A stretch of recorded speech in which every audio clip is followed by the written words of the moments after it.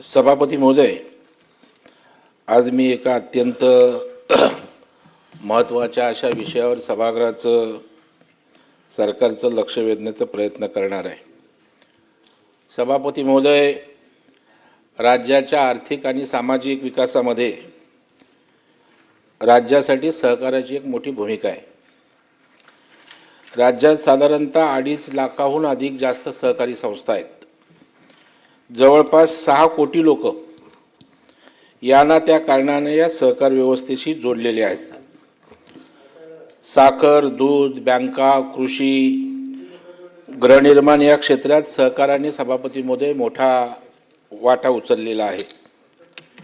आणि देशाचा जर विचार केला सभापती महोदय, तर साखर उद्योगामध्ये एकट्या महाराष्ट्राचा 35% वाटा आहे।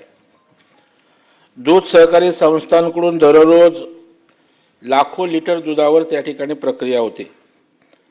सभापती महोदय, राष्ट्रीयकृत बँकांपासून सहकारी बँकांपर्यंत सर्वांना त्या ठिकाणी पीक कर्जाचं उद्दिष्ट दिलं जातं, ठरवून देतो। पण कोणताही आर्थिक पाहणी अहवाल काढून बघा सभापती महोदय, शेतकऱ्यांना सर्वाधिक पीक कर्जाचं वाटप हे सहकारी संस्थांच्या माध्यमातून झालेलं आपल्याला त्या ठिकाणी दिसेल।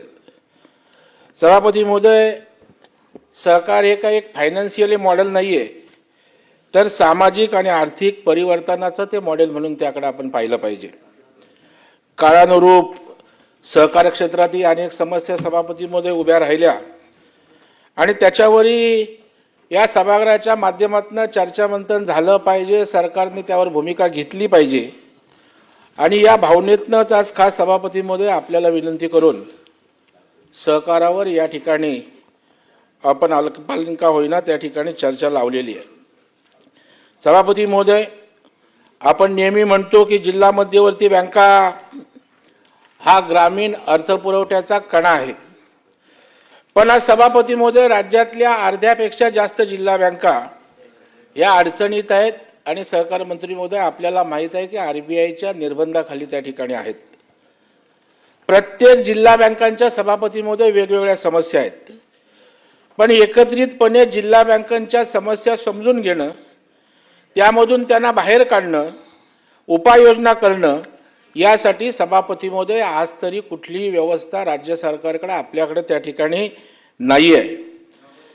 DCC बँकांमध्ये अडचणी येण्यामागची कोणती कारणं आहेत याचाही सभापती महोदय त्या ठिकाणी विचार करण्याची आवश्यकता आहे। शेतकरी अडचणीत आल्यामुळे सभापती महोदय कर्जमाफी व्हायलाच पाहिजे, त्याचं आपण समर्थनच करतो, पण कर्जमाफीमुळे बँकांकडे येणारी कर्जवसुली थांबते आणि जो मधला पिरियड जातो त्याला त्या ठिकाणी सभापती महोदय त्याला व्याजाचा भार त्या ठिकाणी बँकांना सोसावा लागतो आणि ज्यामुळे बँकासुद्धा त्या ठिकाणी अडचणीत सभापती महोदय येतात।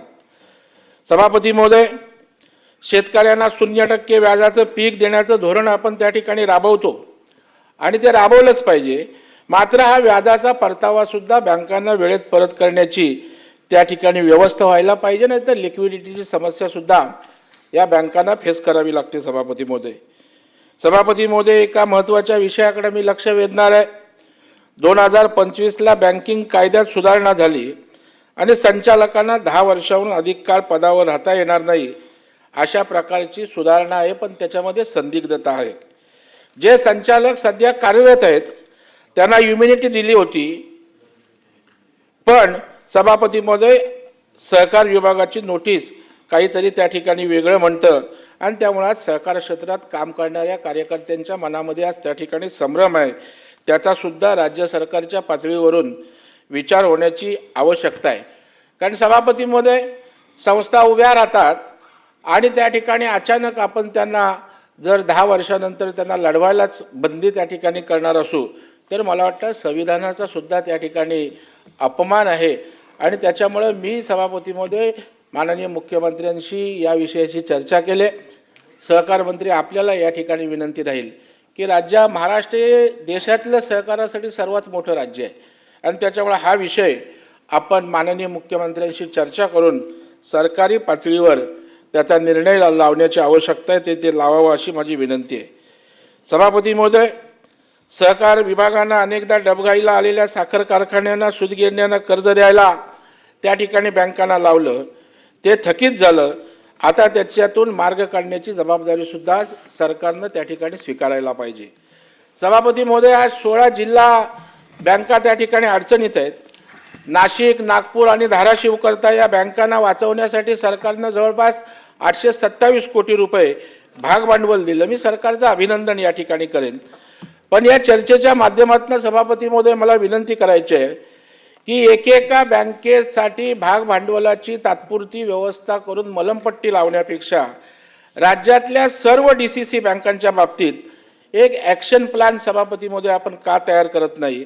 मला वाटतं या सर्व जिल्हा बँकांचा एकत्रितपणे विचार करण्याची सभापती महोदय आवश्यकता आहे. आणि असा जर एकत्रित विचार केला तरच सभापती महोदय मार्ग निघेल.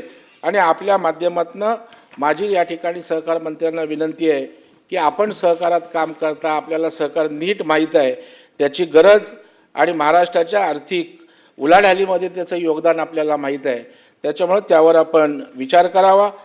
सभापती महोदय, अर्बन सहकारी बँकांच्या बाबतीत बोलत असताना ह्या अर्बन कोऑपरेटिव्ह बँका शहरातल्या लहान कर्जदारांच्या गरजा सभापती महोदय पूर्ण करतं.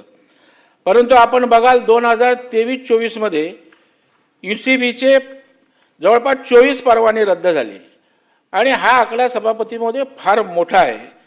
या बँकांना राष्ट्रीयकृत बँका खाजगी बँकांशी सभापती महोदय स्पर्धा करावी लागते.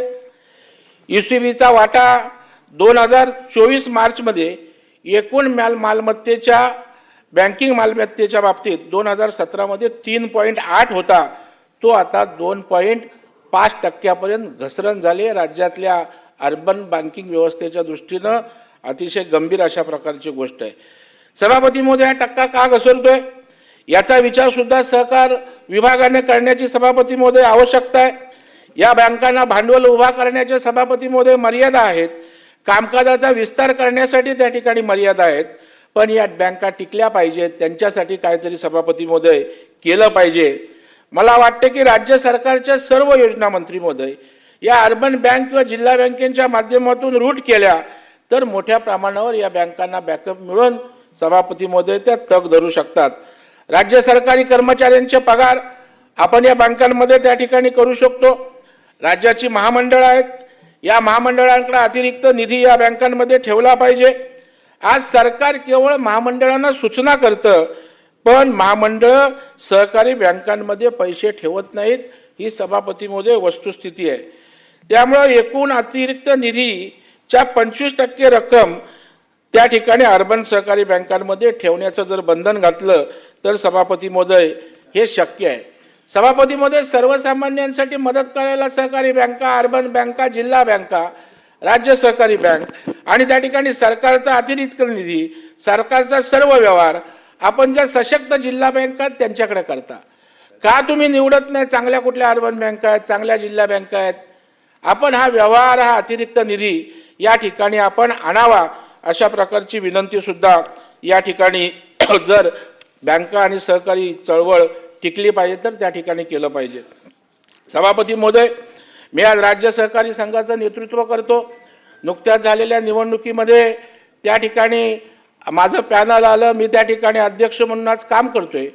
परंतु सभापती महोदय, राज्य सहकारी संघाची अत्यंत अवस्था वाईट आहे. आज त्या ठिकाणी त्या संघाला 100 वर्ष होत आहेत. म्हणजे जसा 14 तळ्याच्या सत्याग्रहाला 100 झाली वर्ष, तसं काळेसाहेब आज त्या ठिकाणी या आमच्या महाराष्ट्र राज्य सहकारी संघाला 100 वर्ष त्या ठिकाणी होत आहेत.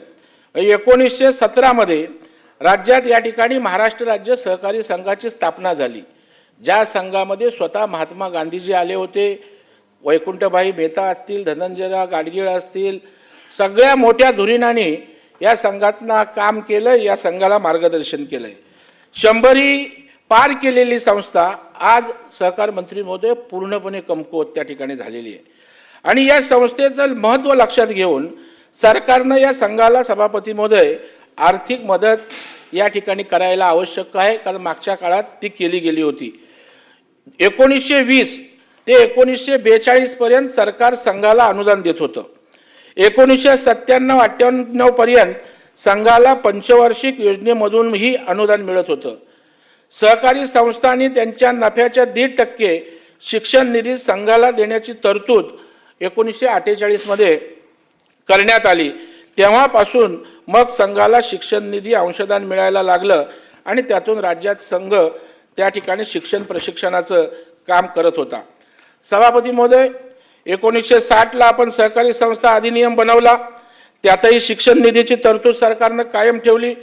1970 पर्यंत शिक्षण निधी बरोबरच तूट अनुदानी सरकार राज्य सहकारी संघाला त्या ठिकाणी देत होतं. पण दुर्दैवानं सभापती महोदय 2013ला सरकारनं कायद्यात दुरुस्ती केली आणि संघाला मिळणारा शिक्षण निधी त्या ठिकाणी बंद केला. 2013 पासून उत्पन्नाचे सर्व स्रोत बंद झाल्यामुळे संघाला फक्त प्रशिक्षणाकडून मिळणाऱ्या शैक्षणिक शुल्कावर अवलंबून या ठिकाणी राहावं लागते.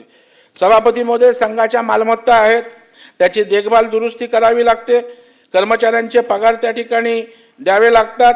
राज्यातील सर्व कर्मचाऱ्यांना 7वा वेतन आयोग लागू झाला, आता 8वाही लागू होईल, पण या कर्मचाऱ्यांना आजही 5व्या वेतन आयोगानुसार त्या ठिकाणी पगार मिळतोय. सभापती महोदय, आज 17 ते 18 कोटीची संचित तूट आहे. कर्मचाऱ्यांचे 26 महिन्याचं वेतन त्या ठिकाणी थकीत आहे. आज 400 कर्मचाऱ्यांवर उपासमारीची पाळी त्या ठिकाणी मंत्री महोदय त्या ठिकाणी आलेले आहे. शासनानं अनुदान बंद केलं, शिक्षण निधी बंद केला, मग संघासाठी दुसरा पर्यायी उत्पन्नाचा स्रोत सरकारनं का निर्माण करून दिला नाही? 100 वर्षाची परंपरा असलेल्या या संस्थेला सरकारनं त्या ठिकाणी वाऱ्यावर सोडून दिलंय. देशभर राज्य सहकारी संघाला शिक्षण निधीची व्यवस्था आहे, आपण ती का बंद केली? हा माझा सवाल आहे सभापती महोदय. सभापती महोदय, या संघाचे राज्यभरात 13 सहकार प्रशिक्षण केंद्र आहेत, 13 जिल्हा सहकारी बोर्ड आहेत आणि अख्ख्या राज्यभर संघाची व्याप्ती आहे. आणि सरकार शिक्षण प्रशिक्षणाचं उद्दिष्ट ठरवून देतं. संघाने प्रत्येक वर्षी मंत्री महोदय 85% आपलं उद्दिष्ट त्या ठिकाणी पूर्ण केलंय.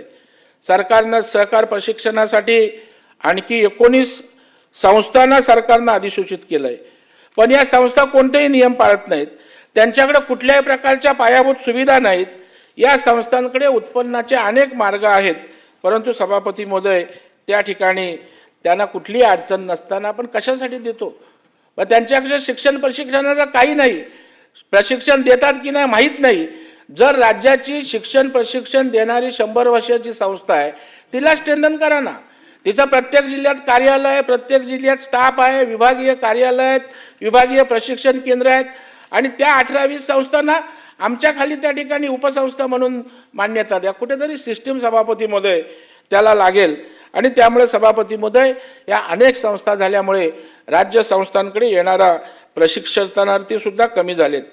सभापती महोदय, सहकारी संस्थाच नाही तर कोणत्याही बाबतीत राज्यात एकच राज्यस्तरीय शिखर संस्था असते, मात्र सहकार शिक्षण प्रशिक्षणाच्या बाबतीत आज 20 शिखर संस्था आज आपल्या राज्यात आहे. हे कोणत्या कायद्यात सभापती महोदय बनतं? मला लहर आली की मी त्या संस्थेला अधिसूचित करणार, दुसरं कोणतरी पत्र घेऊन आलं त्याला मी अधिसूचित करणार. काही नियम, नियमावली, निकष, त्यांची क्षमता आपण तपासणार आहोत की नाही सभापती महोदय? आणि म्हणून सभापती महोदय, 100 पार केलेल्या महाराष्ट्र राज्य सहकारी संघाला आज सरकारच्या मदतीची गरज आहे. संघाला शिक्षण निधी सभापती महोदय मिळाला पाहिजे, त्यासाठी आपण कायद्यात दुरुस्ती करावी अशा प्रकारची विनंती या चर्चेच्या माध्यमातून करतोय. आणि एकच शिखर संस्था त्या ठिकाणी आपण राज्यात ठेवण्याच्या बाबतीत धोरणात काही बदल करणार आहात का, हा प्रश्न सभापती महोदय या ठिकाणी आहे. आणि तोटा कमी करण्यासाठी सरकार संघाला आर्थिक मदत करणार का, या प्रश्नांची उत्तरं सहकार मंत्री आपल्या उत्तरात मला त्या ठिकाणी अपेक्षित आहे. सभापती महोदय, Maharashtra state cooperative consumer federation काम करतं. कंझ्युमर फेडरेशनची स्थापना सुद्धा सभापती महोदय 1964ला झाली. राज्यातल्या सहकारी ग्राहक संस्थांना योग्य भावात, योग्य मापात चांगल्या जीवनावश्यक वस्तूंचा पुरवठा करणं हा महासंघाचा उद्देश सभापती महोदय आहे. शासनाच्या वेगवेगळ्या योजनांच्या माध्यमातून शासकीय आणि निमशासकीय कार्यालयांना साखर, अन्नधान्य आणि जीवनावश्यक वस्तूंचं वितरण सभापती महोदय या महासंघाच्या माध्यमातून करण्यात येतं. शासकीय विभागांकडून महासंघाच्या नावानं शासन निर्णय निर्गमित होते, त्यामुळे मालाचा पुरवठा करण्याची संधी फेडरेशनला सभापती महोदय मिळत होती. सरकारची आर्थिक बचत होत होती आणि उत्पादकांनाही वाजवी किंमत मिळत होती. सरकारनं ई निविदा पद्धत राज्यात राबवायला सुरुवात केली. या निविदा प्रक्रियेला आमचा विरोध असायचं काही कारण नाही, परंतु महासंघ जर सुद्धा या ई निविदेच्या स्पर्धेत त्या ठिकाणी उतरायला तयार असेल, परंतु त्याच्यामध्ये एवढ्या जाचक अटी टाकल्या आहेत की महासंघ त्या ठिकाणी तुमच्या या ई निविदेच्या स्पर्धेत येऊच नये आणि काही निवडक ठेकेदारांनाच तो ठेका घेता येऊ, अशा प्रकारचे नियोजनबद्ध योजना आपण आखल्या असा माझा स्पष्ट आरोप त्या ठिकाणी सभापती आहे. आणि म्हणून सभापती महोदय, या कंझ्युमर फेडरेशन सारख्या जुन्या सहकारी संस्थेला टिकवायचं असेल तर ई निविदांच्या जाचक अटी त्या ठिकाणी या वगळायला हव्यात. शासनाच्या विविध विभागांकडून जीवनावश्यक व इतर साहित्यांची खरेदी एकाधिकार पद्धतीनं महासंघाकडून करण्यासाठी महासंघाच्या नावाने शासन निर्णय निर्गमित करावे, अशा प्रकारची मागणी या निमित्तानं करणार आहे. सभापती महोदय, राज्यात मायक्रो 17 मिनिटं झाली. हो, महत्वाचं ना, अख्ख्या राज्याचा अर्थव्यवस्था लक्षात आणून दिलं आपल्या 17 नाही सभापती महोदय, थोडं माझं अत्यंत महत्वाचं आहे. अतिशय वाटल्यास अर्धा एक तास तुम्ही आणखी वाढवायची विनंती राहील का. राज्यातला सहकार एवढा सभापती महोदय महत्वाचा आहे की सरकारच्या बजेटपेक्षा दुप्पट उलाढाल या सहकारामध्ये, परंतु बारीक लक्ष त्या सहकाराकडे कोणाचं नाही आहे. सरकारचा 1 रुपयाही सहकारात नको, परंतु त्यांच्या काही सरकारचे निर्णय, काही व्यवस्था, काही बॅकअप देण्याची आवश्यकता आहे. त्या अनुषंगाने समग्र राज्यातल्या सहकाराची माहिती घेऊन सभापतीमध्ये देतोय. म्हणून माझी आपल्याला विनंती आहे की या राज्याच्या दृष्टीनं महत्त्वाचा विषय असल्या कारणानं आपण मला सहकार्य करावं. सभापती महोदय, राज्यात मायक्रो फायनान्स कंपन्यांचं पेव फुटलंय, पण या कंपन्यांच्या माध्यमातून सर्वसामान्य लोकांचं शोषण होतंय. सभापती महोदय, RBI कडून परवानग्या घेतात, पण राज्य सरकारकडे कुठल्याही प्रकारची माहिती या स्मॉल फायनान्स कंपन्यांची त्या ठिकाणी नाही आहे. बिहार सरकारनं सभापती महोदय या मायक्रो फायनान्स कंपन्यांनी सरकारकडे नोंदणी करण्याचा नियम केलेला आहे. व्याजाचा दर काय असावा, या कंपन्या धमकावत असतील तर त्यावरही त्या ठिकाणी त्यांनी बंधनं आणलीत. आपल्याही राज्यात अशा प्रकारची बंधनं आणली गेली पाहिजेत. अनेक फ्रॉड कंपन्या सभापती महोदय आहेत. कर्ज घेणाऱ्याची परतफेडीची क्षमता तपासली जात नाही, फक्त त्यांच्या फोनवरनं नंबर घेतले जातात, एवढ्या आधारावरच कर्ज दिलं जातं. यामध्ये कॉलेजची मुलं, बेरोजगार तरुण पैसे घेतात. काही लोक गांजा, चरस, MD साठी पैसे घेतात. 5-5, 10-10 हजार रुपये कर्ज घेतात आणि त्यांनी कर्ज फेडलं नाही तर त्यांच्या घरातल्यांना सभापती महोदय त्रास त्या ठिकाणी होतो. या कंपन्यांच्या मुसक्या कशा आवळणाराचा प्रश्न या चर्चेच्या निमित्तानं आहे. सभापती, एक माझा अत्यंत जिव्हाळ्याचा आणि ज्यावर गेली 10-12 वर्षे मी काम करतोय त्या स्वयंपुनर्विकासाच्या बाबतीत मी या ठिकाणी बोलणार आहे. सभापती महोदय, सेल्फ डेव्हलपमेंट हाऊसिंगमध्ये स्वयंपुनर्विकास हा काही नवीन विषय राहिलेला नाही. या सभागृहात ही मी अनेक वेळा विषय मांडला आणि जिथे जिथे व्यासपीठ मिळतं तेव्हा सेल्फ डेव्हलपमेंटला प्रमोट करण्याचा माझा प्रयत्न असतो. सभापती महोदय, बिल्डरांचा वाईट अनुभव बघून आज हजारो सहकारी गृहनिर्माण संस्था या स्वयंपुनर्विकास करायला उत्सुक आहेत. 2019ला अनेक सरकारनं सवलती दिल्या, पण काही सवलती सोडल्या तर आजही सहकार मंत्री महोदय त्याची अंमलबजावणी नाही. गृहनिर्माण विभागानं सवलतीचा शासन निर्णय 2019ला काढला. या सवलतींचा वेगवेगळ्या विभागांशी संबंध आहे, त्यावर त्या विभागाने काहीच केलं नाही. म्हणजे ज्याला मुख्यमंत्र्यांनी त्या ठिकाणी या योजनेला महत्त्व दिलंय त्यांनी माझ्या अभ्यास गटाच्या अहवालावर आदेश दिले, परंतु एकही विभाग अपवादात्मक सोडला तर त्याच्यावर त्या ठिकाणी कार्यवाही होत नाहीये. दुर्दैव सभापती महोदय आहे. माननीय मुख्यमंत्र्यांनी सभापती महोदय यासाठी माझ्या अध्यक्षतेखाली अभ्यास गट स्थापन केला होता. मग नगर विकास असेल, महसूल असेल, गृहनिर्माण असेल, सहकार असेल, वित्त विभाग असेल, म्हाडा असेल, यांनी या सवलतींच्या बाबतीत काय केलं पाहिजे हे सविस्तर माझ्या अभ्यास गटाच्या अहवालात आम्ही दिलंय. समजा नगर विकासाशी संबंधित सवलत असेल तर मंत्री महोदय DCPR किंवा UDCPR मध्ये कोणत्या कलमात काय बदल करावा, त्याची शब्दरचना कशी असावी, एवढं तपशीलवार मी माझ्या अहवालात त्या ठिकाणी दिलेलं आहे. पण आजही सभापती महोदय 31 शिफारसींपैकी एखाद दुसरादा अपवाद केला, वगळला तर शिफारसींवर त्या विभागाने कोणतीही कारवाई त्या ठिकाणी केलेली नाहीये. सरकारनं स्वयंपुनर्विकास प्राधिकरणाची स्थापना त्या ठिकाणी केली. आम्ही सातत्यानं त्या विभागाकडे पाठपुरावा करतोय. मला त्या प्राधिकरणाचं अध्यक्ष केलंय, पण त्यालाही यश त्या ठिकाणी मिळत नाही. सभापती महोदय, परवाच्या एका चर्चेच्या वेळी मी कुडाळवरून आलेल्या एका सोसायटीचं पत्र या सभागृहात वाचून दाखवलं. सोसायट्यांना पुनर्विकास करायचा आहे. माननीय मुख्यमंत्री उपमुख्यमंत्री यांचा पूर्ण पाठिंबा आहे.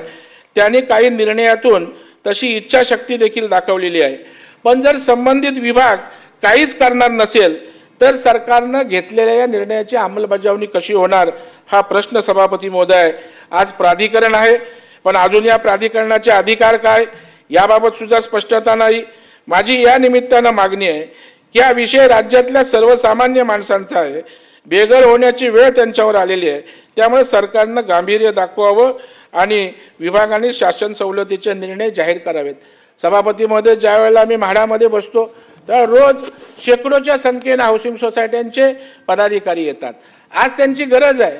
बिल्डरच्या माध्यमातल्या पिचलेल्या लोकांना एक नवा विचार घेऊन जर प्राधिकरण स्वयंपुनर्विकास मुवमेंट आली असेल, राज्याच्या मुख्यमंत्र्यांची त्यामध्ये सकारात्मक भूमिका असेल तर या विभागांची का अनास्था, का त्यांना सर्वसामान्यांसाठी थोडंसं लक्ष घालून काम करावं असं वाटत नाही. ही खंतसुद्धा या निमित्तानं सभापती महोदय व्यक्त करतो.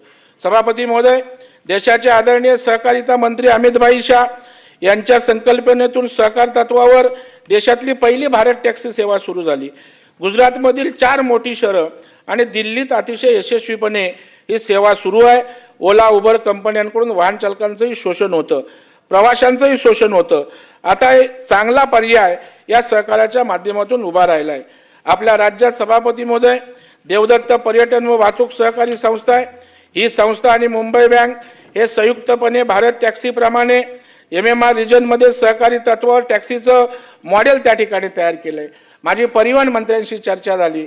मुख्यमंत्र्यांनी त्याला सकारात्मक प्रतिसाद दिला. आज MMR रिजनमध्ये अशा प्रकारे सहकारी तत्वावर भारत टॅक्सीच्या धर्तीवर महाराष्ट्र टॅक्सी किंवा मुंबई टॅक्सी आणण्याचा आपला प्रयत्न सभापती महोदय आहे. सभापती महोदय, सहकारात नवीन काही घडत नाही असं नाही आहे सभापती महोदय. या टॅक्सी सेवेच्या माध्यमातून आपण नवीन प्रयोग करतोय.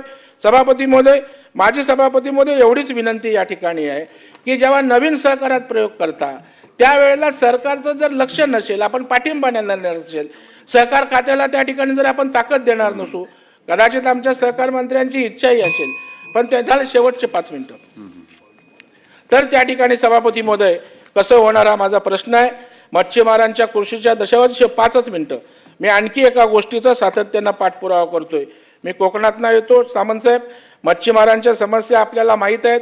अनेक मच्छीमार बांधव आपल्याकडे येतात, समस्या सांगतात. आज त्या संस्थाही आमच्या सभासद आहेत.